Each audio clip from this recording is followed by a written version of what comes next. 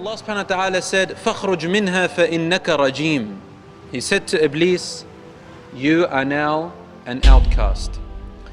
Then Allah subhanahu wa ta'ala now turns to Adam alayhi salam and he says to him to live in a place which he called Jannah. Adam alayhi salam was in paradise alone at first. And it says that istawhash, meaning he felt lonely. And he didn't know what this loneliness was from. So one day, Adam alayhi salam found, it says that he was napping. He found before him his wife Hawa, a woman. And his loneliness immediately faded, it went away. And he asked her, Man anti, who are you? She said, خَلَقَنِ اللَّهُ لِتَسْكُنَ إِلَيْهِ. Allah created me so that you can find your peace and tranquility with me. He said to Adam alayhi salam and Hawa about Jannah, he said, وَكُلَا مِنْهَا حَيْثُ شِئْتُمَا.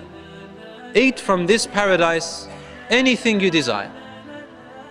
Anything at all you desire, take it from Jannah. But there was one condition, as we all know. Allah had said, stay inside Jannah, you've got all of these things to enjoy. But this one tree, you don't eat from this one tree, the forbidden tree in Jannah. Shaitan came and he tricked them by saying, Wallahi. And he said, Wallahi, by Allah, I swear this is true. He started to glamorize what beautiful things could happen to them if they ate from that tree. Allah did not say don't eat from it. He didn't say don't touch it. He didn't say don't sit under it. He said وَلَا تَقْرَبَا. Don't even come near it. فَتَكُونَ مِنَ الظَّالِمِينَ. You will both become among the ones who have oppressed. You will do injustice to yourselves. And so Iblis made Adam alayhi salam and Hawa think of the tree. Think of the tree. Think of the tree. So he said, O Adam, O Eve, Allah hasn't told you to stop eating from this tree, except there's a secret behind this tree. You eat from this tree, you will become like the angels. You are mortals. You will die one day. If you want to have an everlasting life, then you eat from this tree. إِلَّا أَن تَكُونَ مَلَكَيْنِ أَوْ تَكُونَ مِنَ الْخَالِدِينَ. He said you will be everlasting, or you will become like the angels. Your mortal bodies will change to angel bodies. And to sum it all up, to put the icing on the cake, he said, Wallahi. He said, think about it. God did not forbid you from that tree, except that it's going to turn you into angels. Then he told them, God did not forbid you from the tree, except that you will live eternally. He started making up all these different possibilities. Adam alayhi salam being a prophet, Adam alayhi salam never heard anyone lie ever in his life. Ever heard anyone lie. And he fell for it. And so did Hawa alayhi salam. She fell for it. And they ate from the tree. And when they ate, بَدَتَ لَهُمَا سَوْآتُهُمَا, their clothes disappeared, and it was very embarrassing for them. What happened at that moment when they ate from the tree? There was actually a concealing. There was a part of their body, which was their aura. It was concealed with light, with nur. They weren't naked, running around. When they took from the tree, that nur went away. And so they were naked. Suddenly, the shame came to them. From what? From less covering, less concealment. This is because every sin, my dear brothers and sisters, leads to immorality. It leads us to desensitization. Straight away they took وَطَفِقَا يَخْصِفَانِ عَلَيْهِمَا مِنْ وَرَقِ الْجَنَّةِ. They took the large leaves of paradise and they started to cover themselves. And Allah said what? أَلَمْ أَنْهَكُمَا عَنْ تِلْكُمَا الشَّجَرَةِ. Did I not tell you, O Adam, did I not tell you, O Eve, that I warned you from eating from this tree? Why? بَأْخُلْ لَكُمَا إِنَّ الشَّيْطَانَ لَكُمَا عَدُوٌّ مُبِينٌ. That the shaitan, the devil, he is your open enemy. Did not tell you this. They fell into embarrassment. What could they say? They said, رَبَّنَا ظَلَمْنَا أَنفُسَنَا وَإِن لَمْ تَغْفِرْ لَنَا وَتَرْحَمْنَا لَنَكُونَنَّ مِنَ الْخَاسِرِينَ. O our Lord, we have wronged ourselves. And if you don't have mercy on us, if you don't forgive us, then we will be of the losers. They realized their mistake, but it was too late. And now they had to bear what will happen to them. So they got sent down to the earth. So our father and mother, Adam and Hawa, were finally expelled from the Garden of Eden, as Allah explains it in the Quran. And so Allah subhanahu wa ta'ala, He warned us.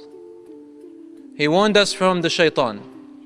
And He said, beware of him, he is your enemy. Look at what he did to your father and mother. He took them out of Jannah when they were once in there. Do not let him take you out of it. In other words, don't let him stop you from entering it. Adam and Hawa, that was sent down to earth. Allah says, قَالَ اهْبِطَا مِنْهَا. Allah said to them, descend from it. And they were sent down to this earth, and Allah subhanahu wa ta'ala said to them, I shall be with you, I will guide you. If you need me, I'll be there. In one narration, it says that Adam alayhi salam landed in India. Adam alayhi salam, he came down to earth and landed in India.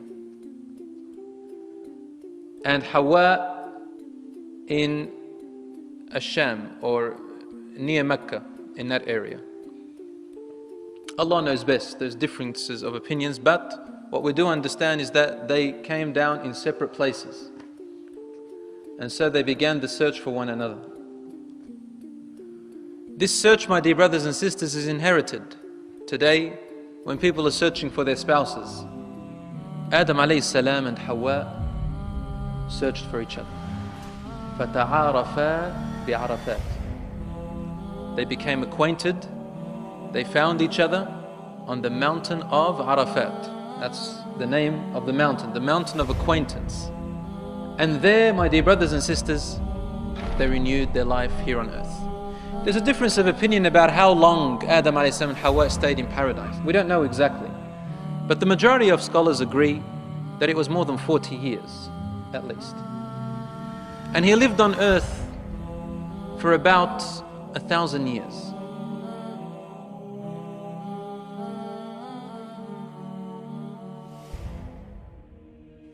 Allah subhanahu wa ta'ala gave Adam alayhi salam and Hawa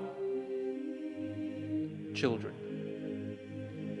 The first child to be born for Adam alayhi salam was a boy by the name of Qabil.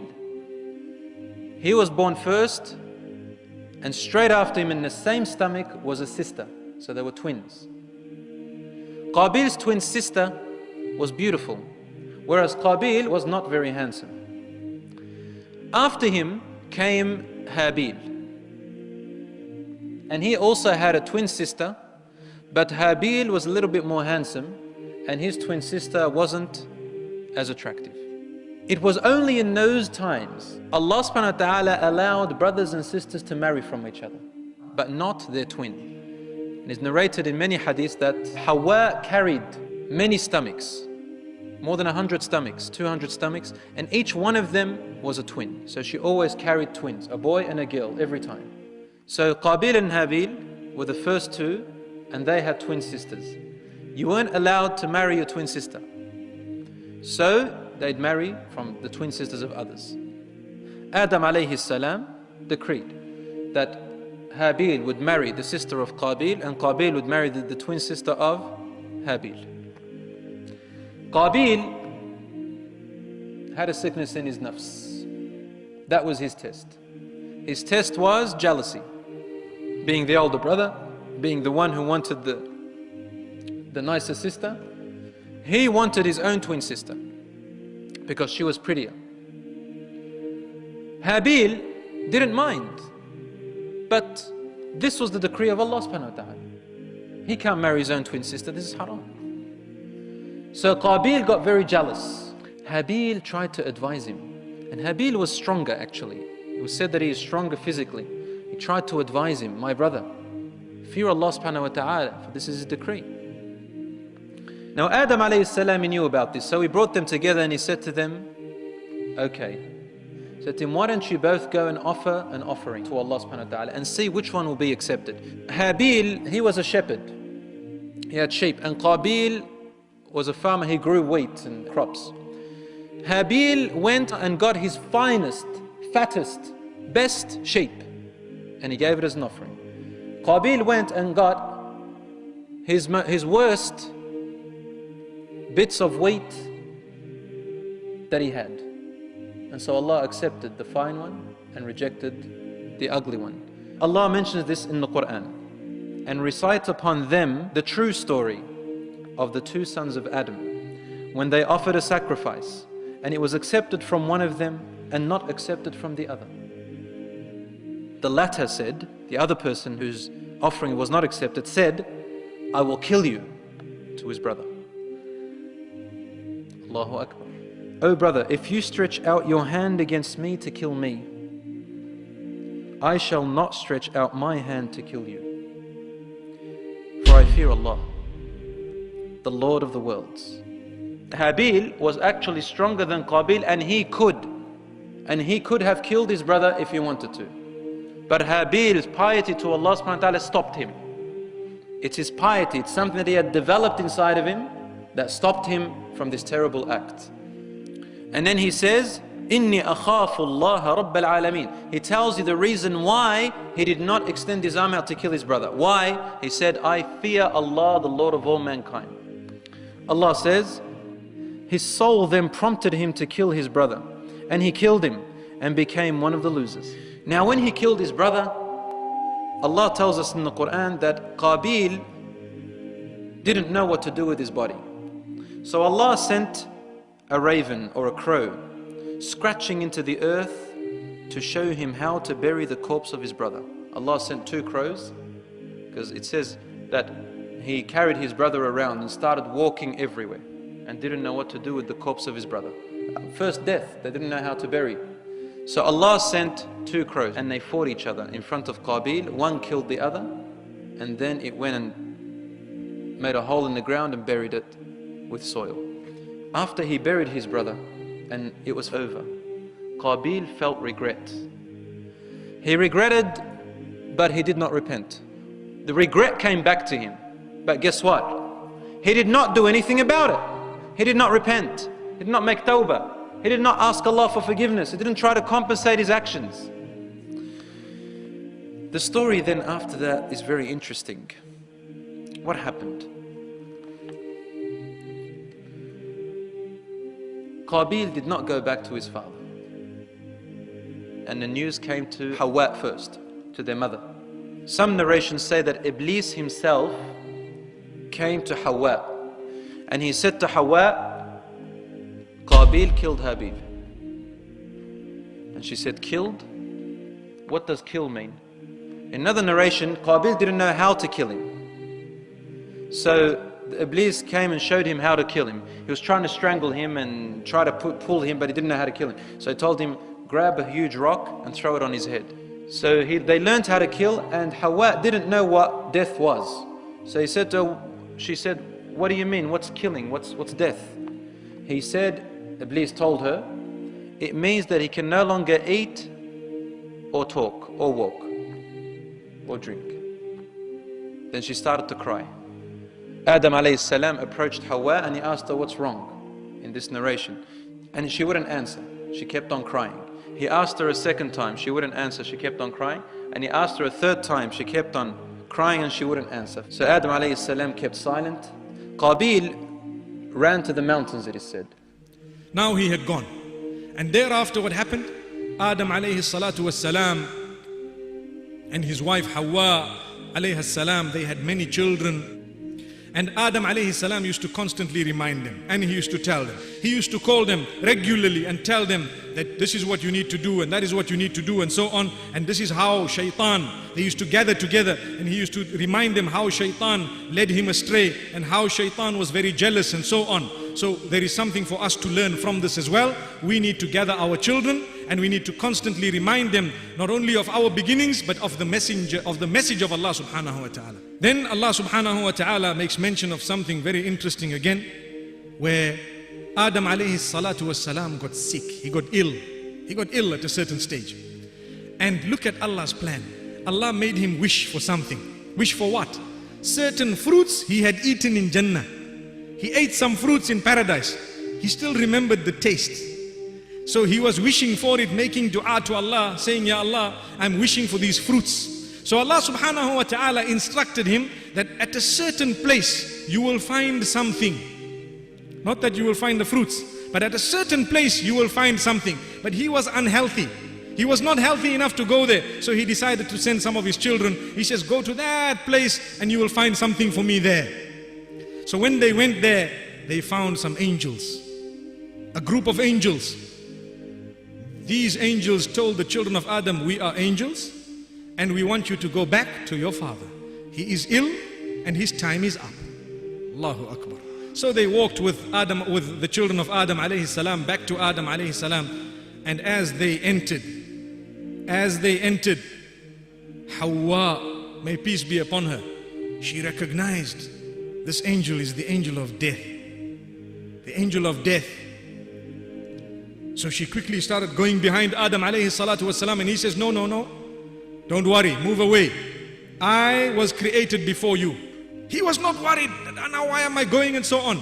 He gathered his children on his deathbed and he reminded them saying, Allah will send messengers to you. He will not leave you alone. He will send messengers to you and messages.